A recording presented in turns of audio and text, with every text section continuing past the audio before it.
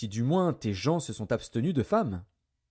David répondit au sacrificateur, Nous nous sommes abstenus de femmes depuis 3 jours que je suis parti, et tous mes gens sont purs. D'ailleurs, si c'est là un acte profane, il sera certainement aujourd'hui sanctifié par celui qui en sera l'instrument. Alors le sacrificateur lui donna du pain consacré, car il n'y avait là d'autre pain que du pain de proposition qu'on avait ôté de devant l'Éternel pour le remplacer par du pain chaud au moment où on l'avait pris. Là, ce même jour, un homme d'entre les serviteurs de Saül se trouvait enfermé devant l'Éternel. C'était un Édomite, nommé Doeg, chef des bergers de Saül. David dit à Achimélec, N'as-tu pas sous la main une lance ou une épée? Car je n'ai pris avec moi ni mon épée ni mes armes, parce que l'ordre du roi était pressant. Le sacrificateur répondit, Voici l'épée de Goliath, le Philistin, que tu as tué dans la vallée des Térébintes. Elle est enveloppée dans un drap, derrière l'éphod. Si tu veux la prendre, prends-la, car il n'y en a pas d'autre ici. Et David dit, Il n'y en a point de pareille, donne-la-moi. David se leva et s'enfuit le même jour loin de Saül. Il arriva chez Achish, roi de Gath. Les serviteurs d'Achish lui dirent, N'est-ce pas là David, roi du pays? N'est-ce pas celui pour qui l'on chantait en dansant?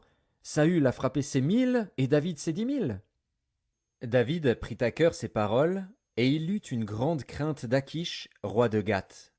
Il se montra comme fou à leurs yeux, et fit devant eux des extravagances. Il faisait des marques sur les battants des portes, et il laissait couler sa salive sur sa barbe.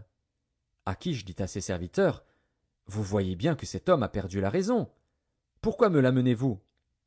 Est-ce que je manque de fou pour que vous m'ameniez celui-ci et me rendiez témoin de ses extravagances?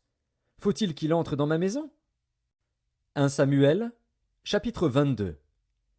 David partit de là et se sauva dans la caverne d'Adulam. Ses frères et toute la maison de son père l'apprirent, et ils descendirent vers lui. Tous ceux qui se trouvaient dans la détresse, qui avaient des créanciers ou qui étaient mécontents, se rassemblèrent auprès de lui, et il devint leur chef. Ainsi se joignirent à lui environ 400 hommes. De là David s'en alla à Mitzpé dans le pays de Moab. Il dit au roi de Moab, Permets, je te prie, à mon père et à ma mère de se retirer chez vous, jusqu'à ce que je sache ce que Dieu fera de moi. Et il les conduisit devant le roi de Moab, et ils demeurèrent avec lui tout le temps que David fut dans la forteresse. Le prophète Gad dit à David, Ne reste pas dans la forteresse, va-t'en, et entre dans le pays de Juda. Et David s'en alla, et parvint à la forêt de Héret. Saül apprit que l'on avait des renseignements sur David et sur ses gens. Saül était assis sous le tamarisque, à Gibéa, sur la hauteur. Il avait sa lance à la main, et tous ses serviteurs se tenaient près de lui.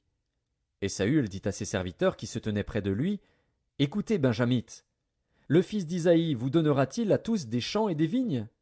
Fera-t-il de vous tous des chefs de 1000 et des chefs de 100? Sinon,